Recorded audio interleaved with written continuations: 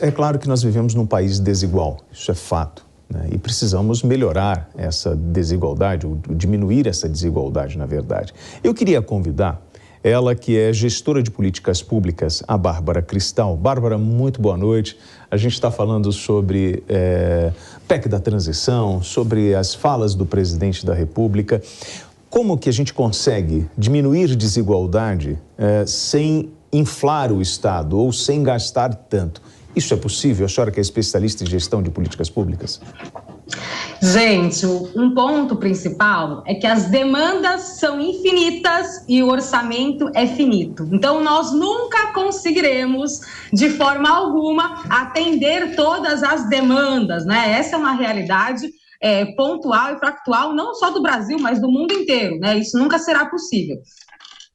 Bom, mas esse é um discurso que acaba agradando, é o discurso de que eu vou suprir todas as suas necessidades. Não é isso que a gente tem ouvido, principalmente da atual, ou melhor, da gestão eleita? Esse é um ponto que eu acho muito importante, que é o quê? A democracia, ela serve para a oxigenação da máquina. O que é isso? Por um período, as pessoas votam em um tipo de ideologia política, depois elas acabam votando em uma outra ideologia política. E essas ideologias, muitas vezes, são opostas, e elas trazem os seus programas, elas trazem os seus perfis de atuação de público-alvo. Então, as pessoas que votaram, né, no partido atual, né, que foi eleito, elas compraram essa agenda. E uma coisa que é importante, né, que poucas pessoas têm falado, a agenda que está sendo posta em relação à PEC, principalmente na questão climática, na questão da questão social, ela está totalmente pactuada com a linha do ESG, com a linha das ODS, com a linha da OCDE. Então, eu também acredito que muito do que se está planejando aí é essa inserção nessas grandes agendas mundiais, em que o Brasil ainda estava incipiente. Então, é claro, quando você vota em um partido, tem esse partido eleito, mesmo sem ter votado nele, e essas agendas, elas estão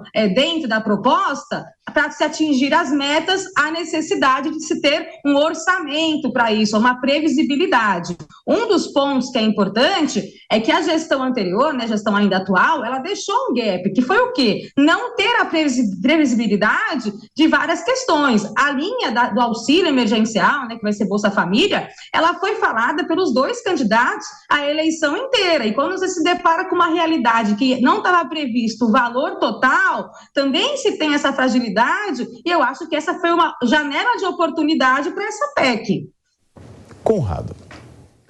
Bom, quando a gente fala aqui na questão, aí que tá, são visões de mundo, né? Porque olha só, é óbvio que é ruim a gente ter desigualdade na sociedade, muita desigualdade, gera mais inveja, ressentimento, dor, tu não tem mais senso de pertencimento, então é muito ruim a gente ter grande desigualdade. Agora, uma igualdade forçada a partir dos gastos,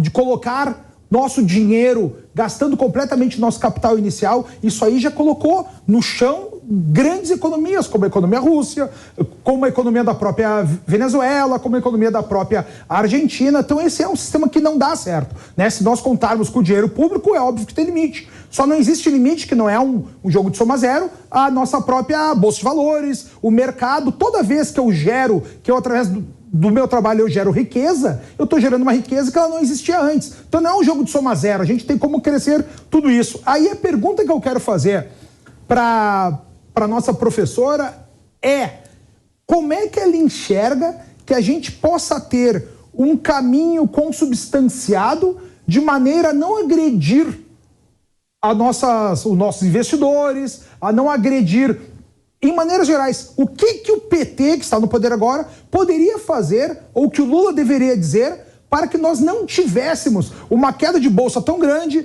um salto nos juros tão grande, um salto do dólar tão grande, um salto do risco Brasil tão grande. A senhora teria alguma sugestão para dar ao presidente, professora?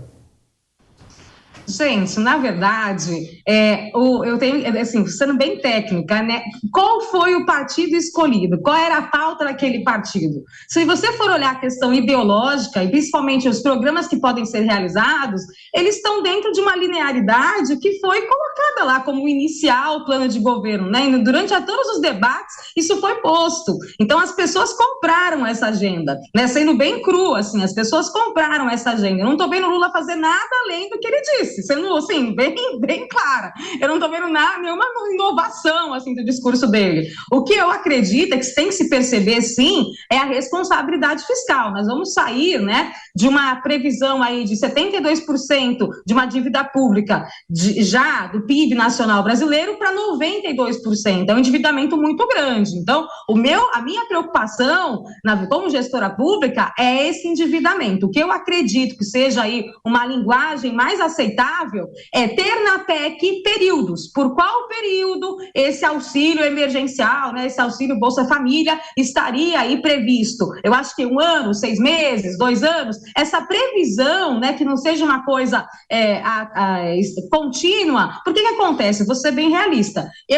A minha visão é, primeiro, tinha que ter uma auditoria das pessoas inscritas no Bolsa Família e no auxílio emergencial. Será que tem servidores? Será que tem pessoas mortas, né? Uma auditoria pura para verificar, inclusive, quantas pessoas de fato precisam receber e quantas estão recebendo de forma equivocada. Então, assim, para ser bem clara dentro da minha visão, primeiro necessário era uma auditoria muito bem estabelecida em relação a essas pessoas que estão recebendo esse auxílio. Em um segundo momento, eu acho que a previsão dentro da PEC ela é importante.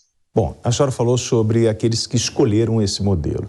Nós temos 214 milhões de brasileiros, 60 milhões falaram, olha, nós queremos, ou seja, 1/3 da população falou assim, nós queremos agora testar o modelo PT. O que falta, às vezes, para a população é conhecimento desses gastos. A senhora falou sobre o cobertor curto. A gente teve uma audiência pública, por exemplo, aqui na Câmara Municipal de São Paulo, sobre o transporte público. E fala sobre a lei orçamentária anual de São Paulo, previsão para 2023, a gente está falando num gasto, né, de aproximadamente, em 2022, de 12 bilhões de reais no transporte público. A Prefeitura de São Paulo gastou 4,6 bilhões e precisa de um subsídio da Prefeitura de 7,4 bilhões em 2023. Ou seja, a população não tem noção do quanto vai pagar por um projeto, seja ele social, enfim, seja ele qual for, é falta de conhecimento. Porque, por exemplo, nós aqui em São Paulo estamos pagando 12 bilhões de reais por um sistema de transporte de ônibus e muitos não usam esse sistema. Tá, vou dizer a minha impressão, tá? Primeiro ponto. Bem público, o que é de todo mundo, dá a impressão que não é de ninguém. Então, esse é um ponto, né? E uma segunda questão, as pessoas pagam imposto para quê? As pessoas pagam imposto acreditando que terão um serviço público de qualidade.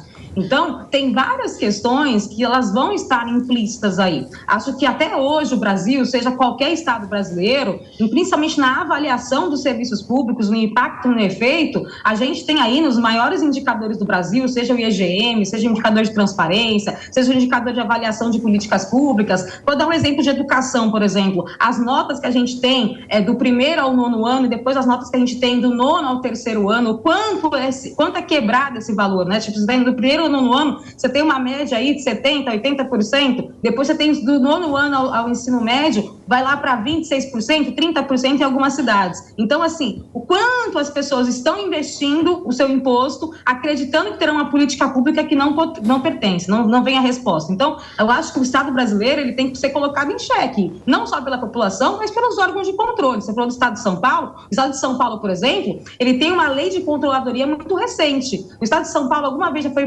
periciado todas as fraudes e irregularidades do Estado por uma linha de controladoria nas 4 macrofunções? Ainda não. Por quê? Porque porque ele não tinha essa legislação. Então, é claro, existem áreas de alto risco. Transporte é uma delas, né? Transporte, normalmente você não vai ter um lucro em transporte. Isso é comum em qualquer cidade, esse é o perfil normal. Agora, o que as pessoas não têm, na verdade, é um serviço público de qualidade. Acho que ninguém reclamaria se o metrô não fosse 100% lotado, do jeito que é, né? Acho que ninguém reclamaria se o transporte público tivesse lá os elevadores de acessibilidade, se fosse um transporte pontual, né? Que se não tivesse uma lotação acima do excedente. Então, a minha visão, ela é muito mais qualitativa do que quantitativa. O quantitativo é importante? Sim, claro que é, na questão orçamentária. Mas o qualitativo para a pessoa física, ele é muito mais fundamental.